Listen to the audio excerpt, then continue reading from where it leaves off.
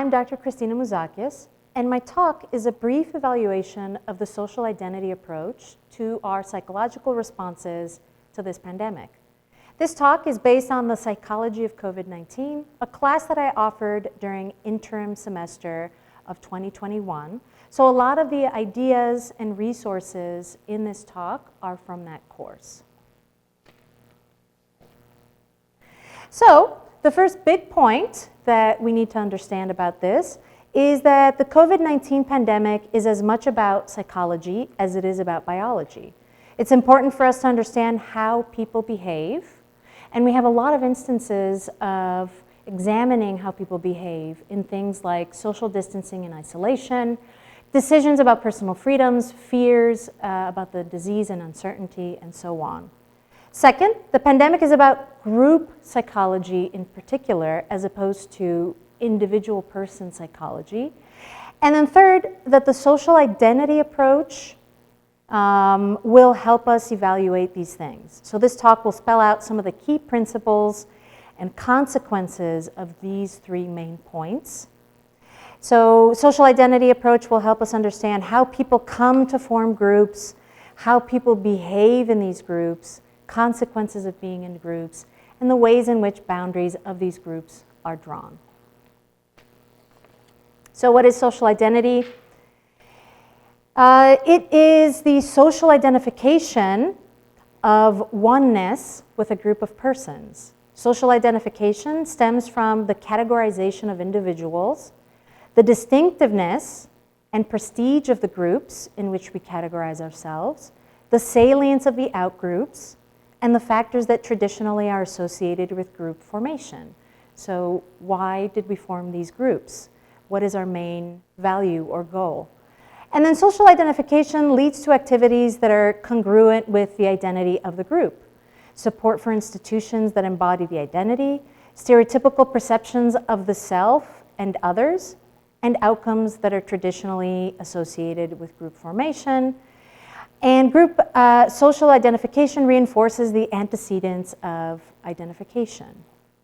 In contrast, personal identity refers to a person's internalized sense of their individuality, their idiosyncratic abilities and tastes.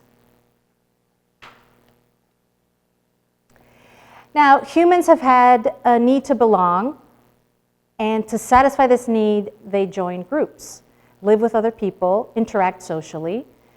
And these things happen because they help us survive, but they also have a big impact on our psychological well-being. People respond negatively when the need to belong is not fulfilled. Research suggests that being a social being is connected to our human brain evolution, so there's a correlation for humans that's above and beyond the primates, other primates. Research also shows that the human brain is wired to be social. There are cognitive mechanisms and specific brain structures that are devoted to emphasizing and understanding other people's goals and intentions. So for example, we have mirror neurons, we have the mechanisms of theory of mind, and then there's the right TPJ, right temporal parietal junction, which is on the brain behind the right ear. And this portion, its only job is to essentially empathize with other people. And social support can literally restore damaged cells. And so ostracism, or excluding one or more individuals from a group by reducing or eliminating contact, or shunning, or ignoring, or banishing, hurts. Research shows that for most, isolation from others over even a few days can cause panic attacks, depression, paranoia, even hallucinations. Solitary confinement, for example, can cause many people to be incapable of living anywhere else and anxious to be in public.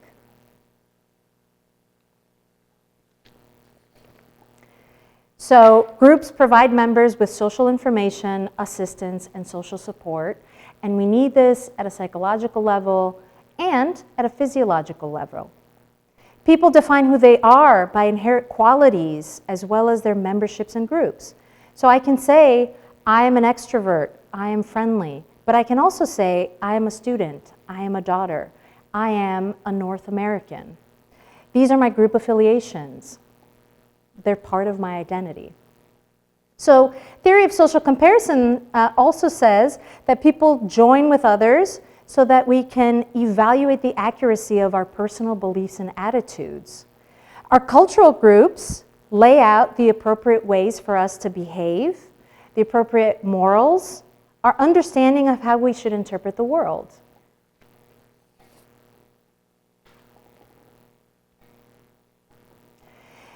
There are certain things that will predict the groups that we self-identify with, or how strongly we might identify with these groups. Very briefly, social history is one of them. It's more likely to define ourselves in terms of a given social identity if the group membership that this relates to has been important for us and our group members in the past. Social context. Someone is more likely to define oneself as Irish, for example, if they see the situation as one which other Irish people have been confronting too, and as being different from that faced by people who are members of other groups, for example, Germans. So this is sometimes also called the principle of fit. And then social influence. People are less likely to define themselves in terms of a given group membership if that group has low status. These factors interact with each other and other multiple factors to determine which social identities we will use at any given time to define ourselves. People are more likely to define themselves as group members when they see this as the best way to achieve a positive sense of identity. So our group identifications may change from time to time, depending on the groups that we're with. So, three lessons, these are some of the lessons that emerge from research on intergroup relations. Number one, threat. Within the group, increased social identity salience leads to increased social support, solidarity, and adherence to group norms. So a threat toward a group that's already highly cohesive can cause that group to be even more cohesive, even when there was no previous sense of community in that group. It can often emerge as together we face up to this common threat. And so it helps us to navigate dangers and uncertainty in the world, but sometimes it can go wrong. Number two, threat can also cause other things. You cannot have an us without a them.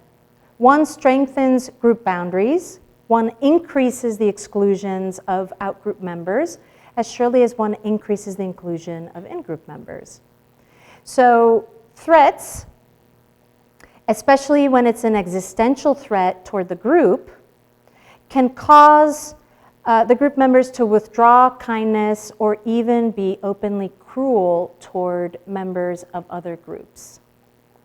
And then finally, if a group threat leads both to solidarity within the group and the exclusion or conflict between groups, then whether we see the best or the worst of group psychology turns to the question of how broadly or narrowly we are to define our in-groups.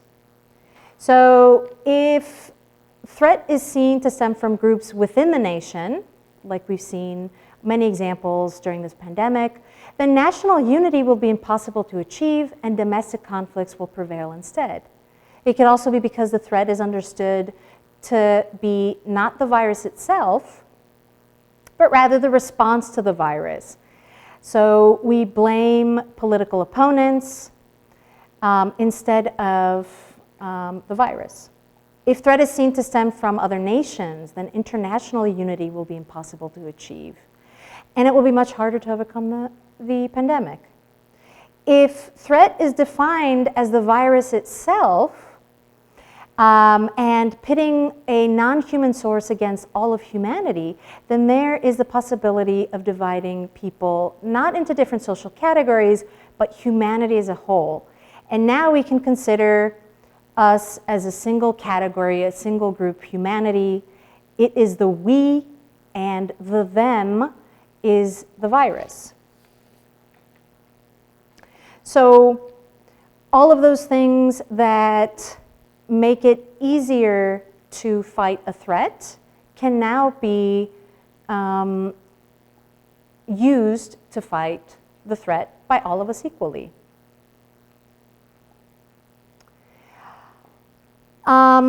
This is an example of something that we've seen, a huge us versus them example. Group-based inequality undermines solidarity or social solidarity. And so social distancing has been a privilege. Social distancing means that you live in a house large enough to be able to practice it. The poor and the stigmatized in society have been more vulnerable to disasters than the affluent and the privileged. So for example, a long time ago, Hurricane Katrina in New Orleans, it became clear that poor and black residents were disproportionately affected and displaced by the floodwaters. When it comes to understanding whose health and financial situation has been most negatively affected by COVID-19, we need to focus on the disadvantaged in society and not necessarily the advantaged.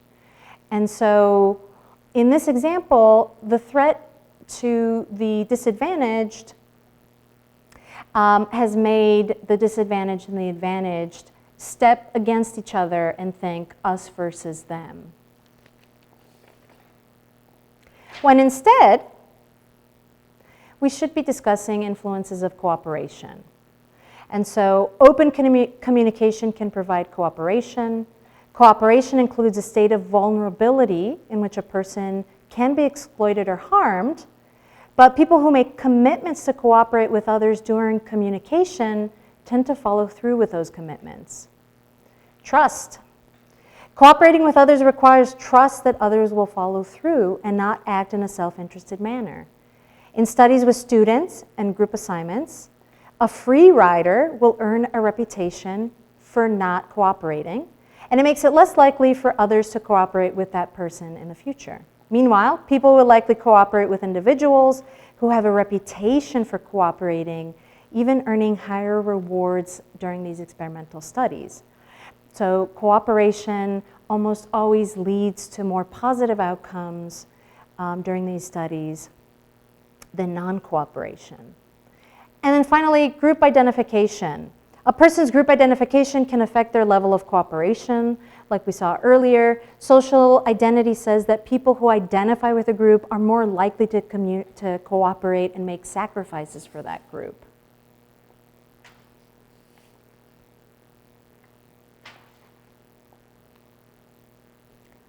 So if you make wearing masks a sign of concern for others in the group, a we thing, it becomes a symbol of mutual care and it brings people together.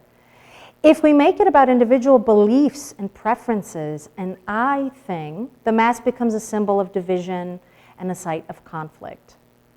This issue of the mask wearing is not simply a matter of we is good and I is bad.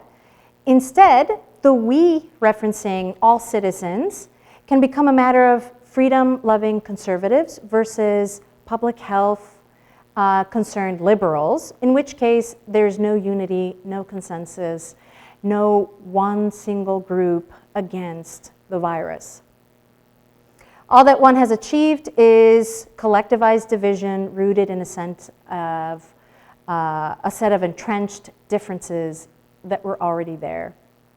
When members of previously divided groups come to see themselves as members of a common superordinate category, then foes can become fellows. For example, increasing the salience of Jewish students in a study, increasing the salience of their human identity in contrast to their Jewish identity, was found to enhance their perceptions of similarity between Jews and Germans, as well as their willingness to work constructively with German students.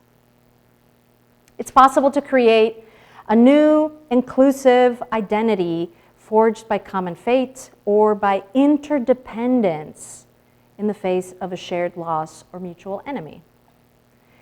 All for one spirit.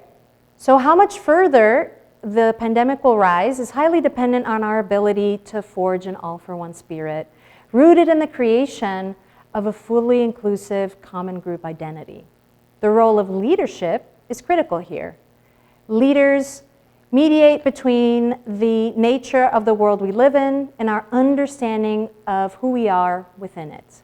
So for example, the European Council President Charles Michel in 2020 said that the well-being of each European Union member state depends on the well-being of the whole of the European Union. We are all in this together. Leaders' capacity to motivate others is grounded in what we refer to as their identity leadership. Their ability to represent and advance the shared interests of group members and to create and embed a sense of shared social identity among them, a sense of usness. Leaders need to focus on the well-being of their citizens, not their own political survival. Leaders need to emphasize that they speak for and act on behalf of all citizens, regardless of their political loyalties. Many leaders' first instinct was to adopt precisely the model of engaging with citizens as active, intelligent agents through appeals to a shared identity. So early in the pandemic, the Queen of England used collective pronouns 27 times in a speech of 524 words. And as a comparison, politicians who win elections use collective pronouns once every 79 words, while those who lose elections use them only once every 136 words. New Zealand's Prime Minister, Jacinda Ardern, reacted quickly to curb the spread of the virus, repeatedly calling for cross-party unity to defeat COVID-19. This call for unity was reflected in the words of her primary political opponent, the leader of New Zealand's National Party. And I quote him, "Today we could look backward at what's been done well and perhaps not so well. It's not a time for that. We are where we are and we are all in this together. And today on the big questions in this House and in New Zealand, we agree there's no national or Labour or Green or ACT or New Zealand first, just New Zealanders." To conclude, let's encourage our leaders and future leaders to focus on building a strong sense of us so that we can fight against the uncertainty of this pandemic, the uncertainty of future pandemics, or the uncertainty of anything else that seeks to divide this nation and humanity in general. Thank you. Please see my references.